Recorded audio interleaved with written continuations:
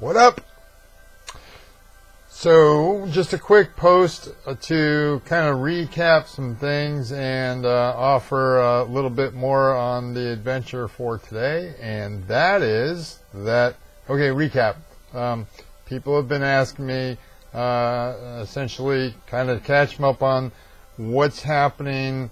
Those people who have joined the channel since I talked about having cancer of the tongue.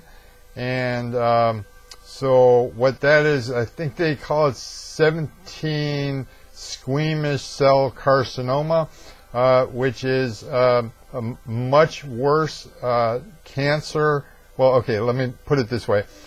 The way that it has been described to me is if this is a cancer that was caused by drinking and smoking, then the likelihood that it is curable is much more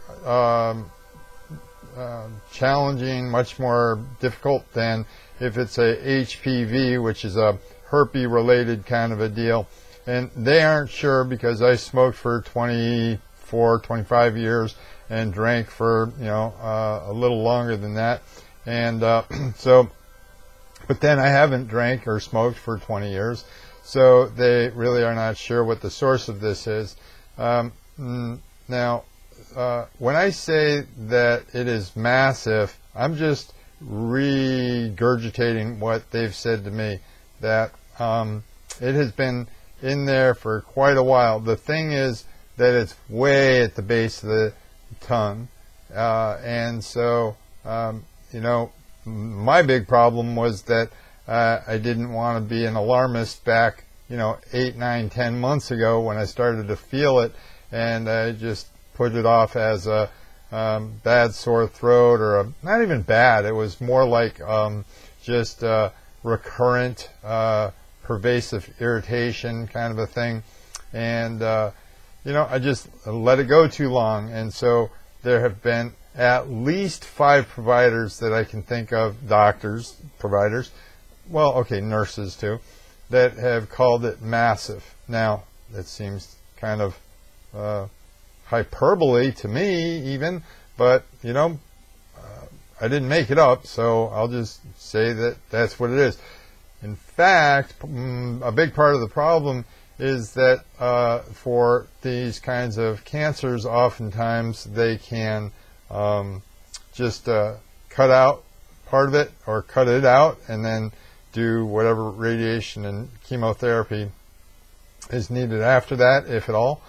But mine has grown across my tongue. So when they start throwing out numbers like 40% of people who have this cancer end up with feeding tubes, I start thinking, if they're talking about this being massive and they're talking about, well,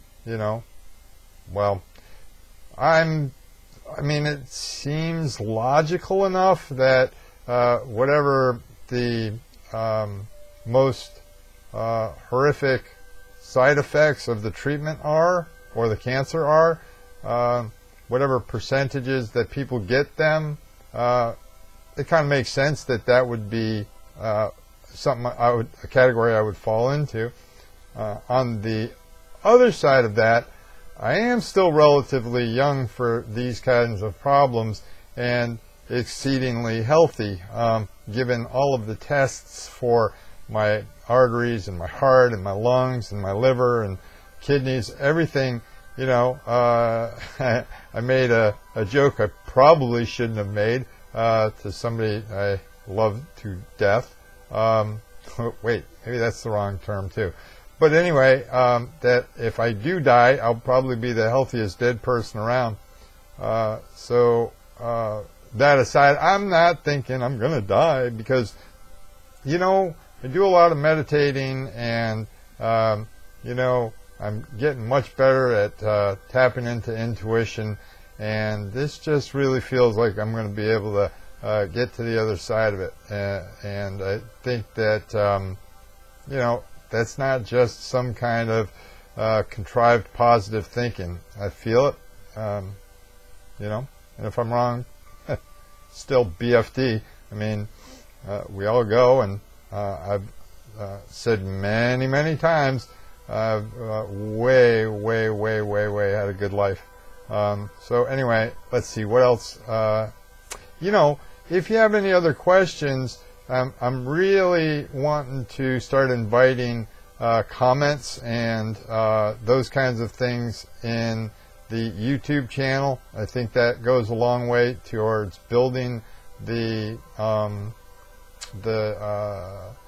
channel itself, and I do want to do that, not just for to maybe monetize it someday, which is something I want, but also to provide guidance and help to other people, which is really something I want. The money will come, I have no doubt about it. No matter what happens, I am at this point pretty ridiculously loaded up with experience and education for me to not be able to do something that can make a buck in the future if I need to. It would be most glorious if I could do that by providing the general population with what is to them, to you, free therapeutic or advice or whatever you want to call it. So there's that. Now, on the Snafu, for those of you who may not know what Snafu means, it means it's an acronym for situation normal all fucked up, which is how life has been going for me lately. The lodging fell through to the point where I had essentially no lodging set up for next week as I scrambled to find a social worker here to talk about what to do. Well, I'm also very fortunate in knowing that pretty much everything tends to work out. One of the things that even in my younger life when I was getting arrested and things turned out eventually well for me is I had heard the term keep getting dipped in shit and coming out smelling like a rose. And a lot of that during the sobriety years has been co-creating with the guidance and all that. But I've done a lot of things that if one wants to look at all of this as a karmic enterprise, it's all just getting back in balance, and that's okay. In any case, so the lodging was resolved, and here's an interesting little factoid if anybody ever ends up getting chemotherapy. I didn't find out until today that a side effect of chemotherapy seems to be hiccups.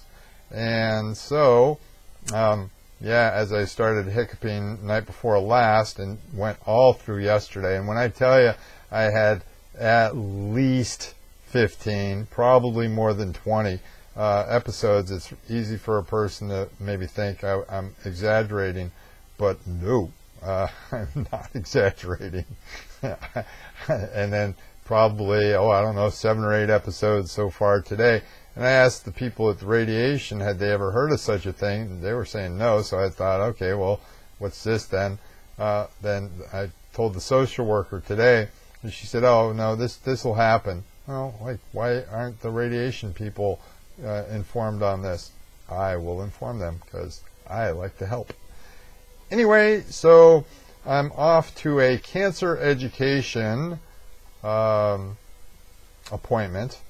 And after that, next dose of radiation. I'm feeling fine, feeling good. All things considered, I'm not feeling great on a normal level, but on the since I've had cancer level, I'm probably 8 on a 10 scale. As a matter of fact, the radiation person, not the radiation person, the social, what am I trying to say, folks? The sociologist, the social worker, You would think that therapist would know what a social worker is. Anyway, social worker said, get as much exercise as possible in, which is a message that contradicts other people that said, no, rest, rest, rest, rest, rest. Well, she's been doing this for 20 years, so I'm going with that. And, hey, pumped out 30 push-ups this afternoon without, well, okay, if I said without difficulty, I'd be lying, but could have done more.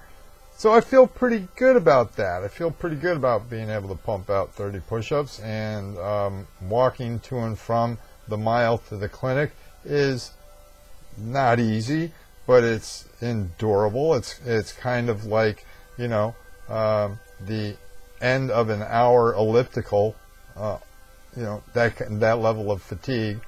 But so, yeah, I'm doing aight, and I will get around. Man, I want to post the second part of that anger talk. It's pissing me off. No, just kidding.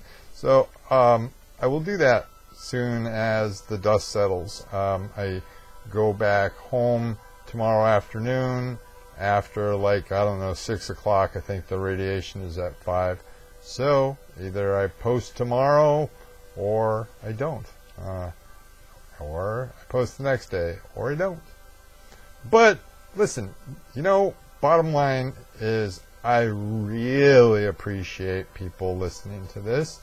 I love so many people saying that they're sending me their you know, positive thoughts and energy. I fully believe it's working, kids. So that's my story, and I'm sticking to it. Peace out.